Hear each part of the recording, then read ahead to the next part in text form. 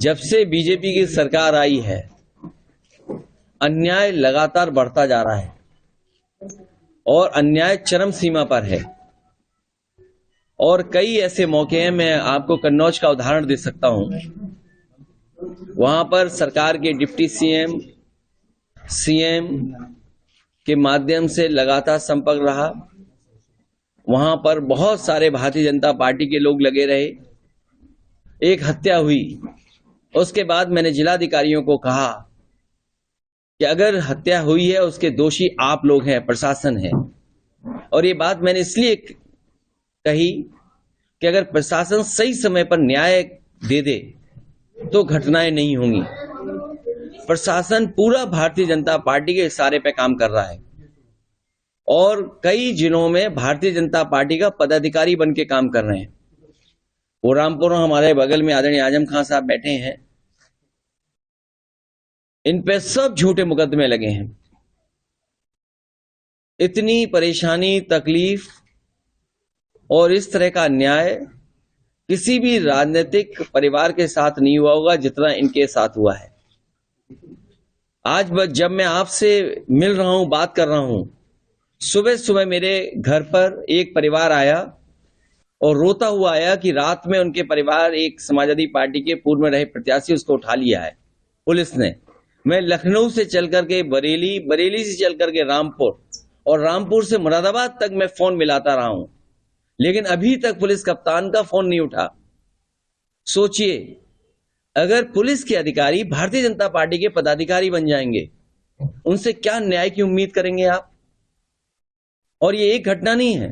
झांसी में दीपक यादव, जो घटना में नहीं था, कहीं मौजूद नहीं था, सीडीआर में कहीं नहीं। आजकल तो इतना कुछ है, साइंटिफिकली आप टेक्नोलॉजी से प्रूव कर सकते हैं कौन कहां किस समय था। वो मौके पे नहीं, उसको जेल भेज दिया। ईडी, सीबीआई, जितनी भी संस्थाएं, वो सब पीछे लगा दी। रमाकांत यादव, मैं कितने नाम लूं जो समाजवादी पार्टी के लोगों पर झूठे मुकदमे लगे हैं। ये भारतीय जनता पार्टी ने जो नई परंपरा चलाई है, ये लोकतंत्र को खतरा पैदा कर रही है। लोकतंत्र में ये स्वस्थ व्यवहार नहीं है कि आप अपने पॉलिटिकल लोगों पर झूठे मुकदमे लगाएं। मुझे याद है, जिस समय बिजली विभाग का प्रोविडेंट फंड उनके कर्मचारियों का एक प्राइवेट कंपनी में इन्वेस्ट कर दिया गया था, वो कंपनी जब भाग गई, कंपनी जब लॉस में चली गई, तो उस समय जिन अधिकारियों ने फैसला लिया था उनको जेल भेजा गया था, उनके खिलाफ कार्रवाई की गई थी। मैं इन्हीं भारतीय जनता पार्टी के लोगों से पूछना चाहता हूं, LIC, state bank of India और न जाने कितनी संस्थाओं का पैसा अपने सबसे प्रिय उद्योगपति को लगा दिया। आज कई लाख करोड़ का घाटा हो गया है। क्या उन अधिकारियों को भी जेल भेजा जाएगा जिस तरीके से प्रोविडेंट फंड को भेजने वाले अधिकारियों को सालों साल जेल रखा गया था? क्या भारतीय जनता पार्टी, एसबीआई, क्या भारतीय जनता पार्टी एलआईसी के बड़े अधिकारियों को जेल भेजेगी? क्योंकि उत्तर प्रदेश में एक उदाहरण है कि अगर आपने किसी प्राइवेट कंपनी में इन्वेस्ट कर दिया है सरकार का पैसा और वो प्राइवेट कंपनी अगर भाग गई है, तो उस समय के अधिकारियों ने, जिन्होंने फैसला लिया, उनके खिलाफ कार्रवाई हुई, जेल भेज दिया गया। क्या इस तरह जो लाखों करोड़ रुपया डूब गया केवल 2 कंपनियों में, क्या उनके एसबीआई के, क्या एलआईसी के बड़े अधिकारियों को जेल भेजा जाएगा? और देश को तो सपना यह दिखाया जा रहा था कि दुनिया में वो सबसे बड़े उद्योगपति बन जाएंगे, नंबर 1 पर उद्योगपति होंगे। लेकिन आज जब सूची देखते हैं तो 20 की सूची में भी वो नाम नहीं आ रहा है। आखिरकार कितना झूठ बोलेगी ये सरकार? उनकी तो वैल्यूएशन गई है, लेकिन जिन लोगों ने पैसा इन्वेस्ट किया था, उन आम लोगों का पैसा चला गया। और ये सरकार कहती है कि हम इन्वेस्टमेंट लाएंगे। जिन कंपनियों ने एमओयू किया है, क्या इन्वेस्टमेंट आएगा? और लखनऊ में जो तैयारी हो रही है इन्वेस्टमेंट की, कम से कम सरकार ये बताए कि पिछली बार इन्वेस्टमेंट कितना आया था जब पहले बार एमओयू हुए थे। मुख्यमंत्री जी तो कह रहे हैं 75% वो जमीन पर ले आए।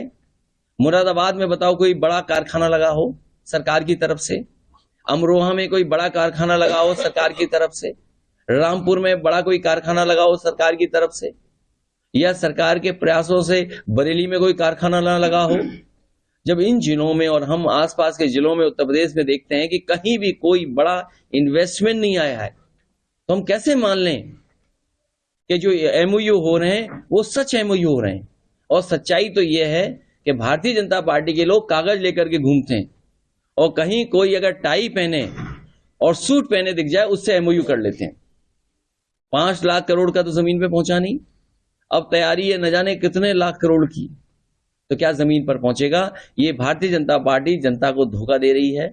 जिस तरीके से नंबर 1 पे उद्योगपति पहुंचाने का सपना दिखाया था, वो पता नहीं उद्योगपति कहां पहुंचेंगे।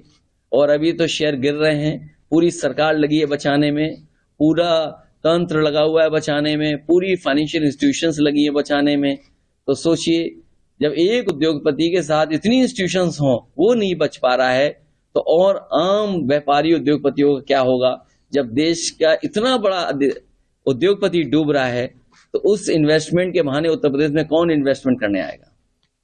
सर, जो बड़े उद्योगपति हैं, क्या आप चाहते हैं कि जो ये सब हुआ है, शेयर गिरे हैं और जो आरोप लग रहे हैं, क्या आप चाहते हैं कि उनके खिलाफ जांच हो इस तरह के फंड के? देखिए, उत्तर प्रदेश सरकार ने एक उदाहरण दिया था और बीजेपी की सरकार का एक उदाहरण है कि जिस तरीके से सरकार के कर्मचारियों का प्रोविडेंट फंड डीएचएफएल कंपनी में इन्वेस्ट किया था और ये सोच करके कि ये डीएचएफएल से ज्यादा मुनाफा मिलेगा उन्हें, लेकिन वो कंपनी फेल हो गई और इस पर जांच हुई। उस समय के जिन अधिकारियों ने डीएचएफएल में पैसा इन्वेस्ट किया था उन्हें जेल भेज दिया गया था, सालों साल जेल रहे। क्या उसी तरह का मामला भारत सरकार में नहीं दिखाई दे रहा है? सरकार दोनों एक है, कानून दो के लिए अलग अलग नहीं हो सकता है। इसीलिए हमारी मांग है कि अगर उत्तर प्रदेश में जेल भेजा जा सकता है अधिकारियों को जिन्होंने फैसला लिया, तो क्या उस जगह पर जो लोग बैठे हैं वो जेल भेजे जाएंगे कि नहीं जाएंगे? यहां तो 1200 करोड़ का मामला था, ये तो 2 कंपनियों का 1 लाख करोड़ का मामला है।